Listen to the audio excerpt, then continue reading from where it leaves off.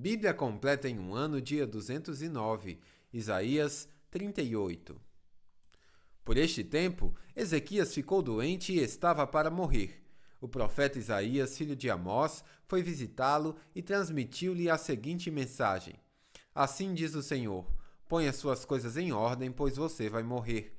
Não se recuperará desta doença. Quando Ezequias ouviu isto, virou o rosto para a parede e orou ao Senhor. Ó Senhor, lembra-te de como sempre te servi com fidelidade e devoção, de como sempre fiz o que é certo aos teus olhos. Depois o rei chorou amargamente. Então Isaías recebeu esta mensagem do Senhor: Volte a Ezequias e diga-lhe: Assim diz o Senhor, o Deus de seu antepassado Davi: Ouvi sua oração e vi suas lágrimas. Acrescentarei 15 anos à sua vida e livrarei você e esta cidade do rei da Assíria. Sim, defenderei esta cidade. Este é o sinal do Senhor que cumprirá o que prometeu. Farei a sombra do sol recuar 10 graus no relógio de sol de Acás. Então, a sombra no relógio de sol de Acás recuou 10 graus. Quando o rei Ezequias se recuperou, escreveu este poema. Eu disse: No pleno vigor de minha vida, devo entrar no mundo dos mortos? Serei roubado do restante de meus anos. Eu disse: Nunca mais verei o Senhor Deus na terra dos vivos. Nunca mais verei pessoa alguma, nem estarei com os que vivem neste mundo. Minha vida foi levada embora, como uma tenda de pastor na tempestade. Foi cortada como o tecelão corta o tecido do tear. De repente, minha vida se acabou. Esperei a noite inteira com paciência, mas era como se leões me despedaçassem. De repente, minha vida se acabou. Delirante, chiureava como a andorinha ou como o grol. Depois, gemia como a pomba. Meus olhos se cansaram de olhar para o céu à espera de socorro. Estou aflito, Senhor. Responde-me. Mas o que posso dizer? Ele mesmo enviou esta doença. Agora andarei humildemente toda a vida por causa da angústia que senti. Senhor, tua disciplina é boa, pois conduz a vida e a saúde. Tu restauras minha saúde e permites que eu viva. Sim, a angústia me fez bem, pois tu me livraste da morte e perdoaste todos os meus pecados. Pois os mortos não podem exaltar-te, não podem entoar louvores. Aqueles que descem à cova já não podem esperar em tua fidelidade. Somente os vivos te louvam como faço hoje. Cada geração fala de tua fidelidade à geração seguinte. Sim, o Senhor está disposto a me curar. Com instrumentos de corda, entoarei louvores todos os dias de minha vida no templo do Senhor. Isaías tinha dito aos servos de Ezequias: Preparem uma pasta de figos e coloquem-na sobre a ferida, e Ezequias se recuperará. Ezequias tinha perguntado: Que sinal o Senhor dará como prova de que irei ao templo do Senhor? Isaías 39. Pouco tempo depois, Merodec-Baladã, filho de Baladã, rei da Babilônia, enviou cartas e um presente para Ezequias, pois soube que o rei tinha estado muito doente e havia se recuperado.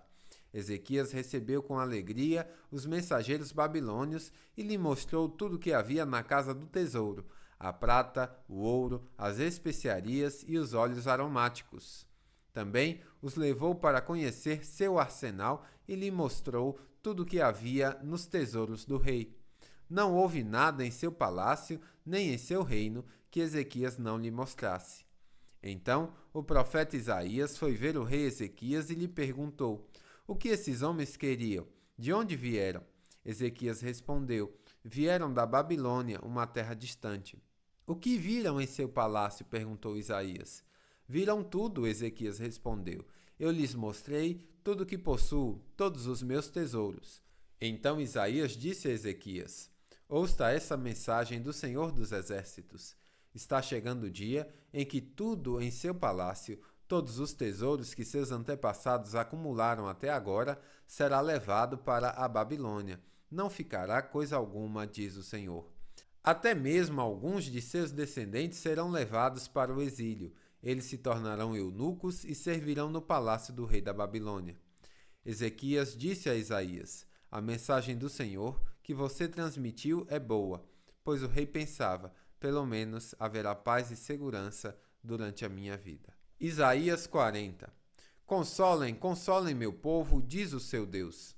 Falem com carinho a Jerusalém, digam-lhe que seus dias de luta acabaram e que seus pecados foram perdoados. Sim, o Senhor a castigou em dobro por todos os seus pecados. Ouçam, uma voz clama, abram o caminho do deserto para o Senhor. Preparem para nosso Deus uma estrada reta na terra desolada.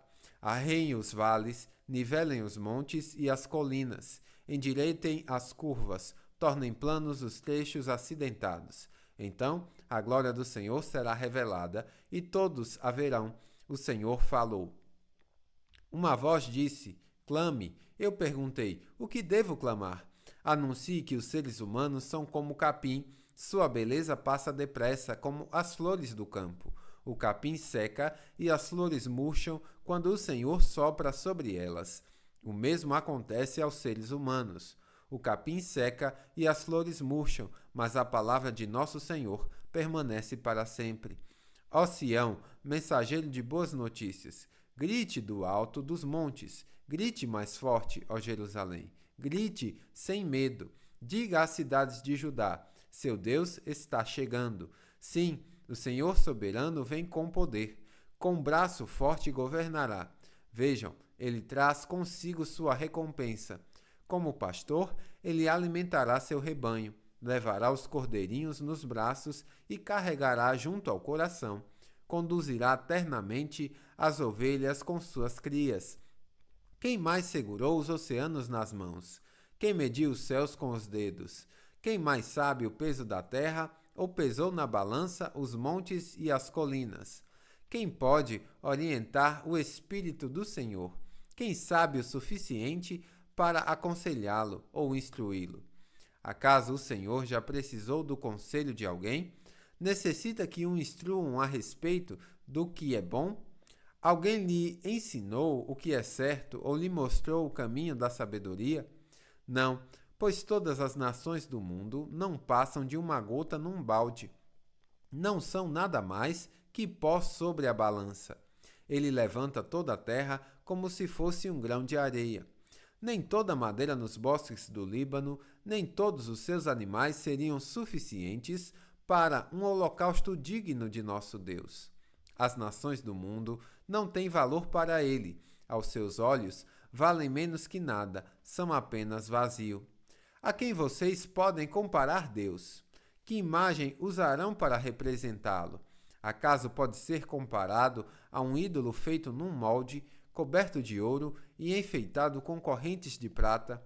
Quem é pobre demais para ter um ídolo desses, pode escolher madeira que não apodrece e um artesão habilidoso para entalhar uma imagem que não tombe.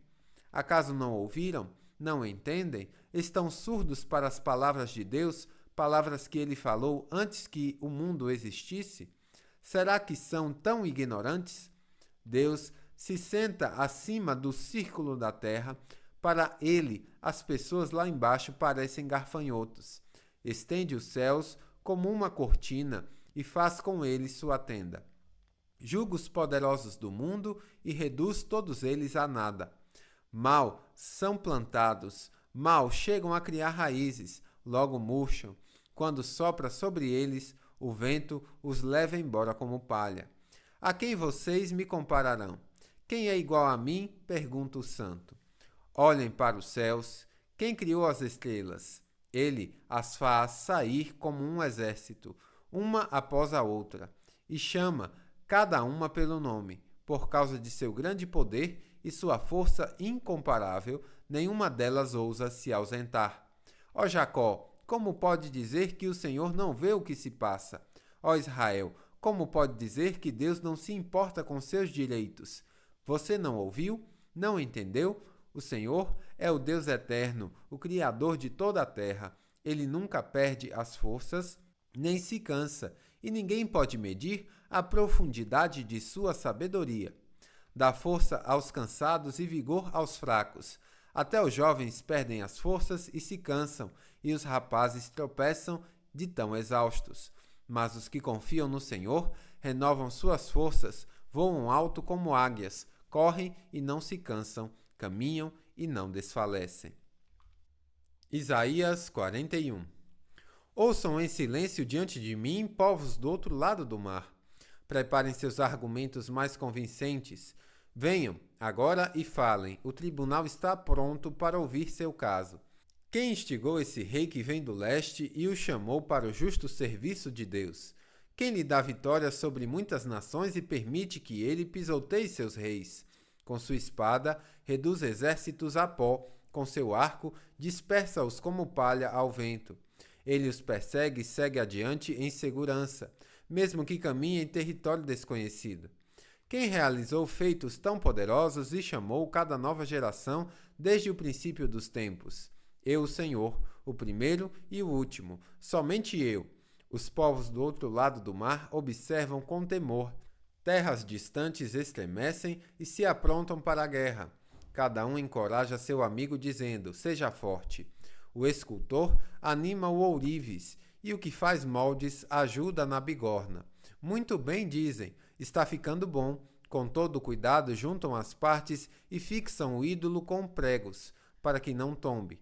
Quanto a você, meu servo Israel, Jacó, meu escolhido, descendente de meu amigo Abraão, eu o chamei de volta dos confins da terra e disse, você é meu servo, pois eu escolhi e não o lançarei fora. Não tenha medo, pois estou com você. Não desanime, pois sou o seu Deus. Eu o fortalecerei e o ajudarei. Com minha vitoriosa mão direita o sustentarei. Sim, todos os seus furiosos inimigos ficarão confusos e humilhados. Quem se opuser a você morrerá e não dará em nada. Você procurará e não encontrará aqueles que tentaram conquistá-lo.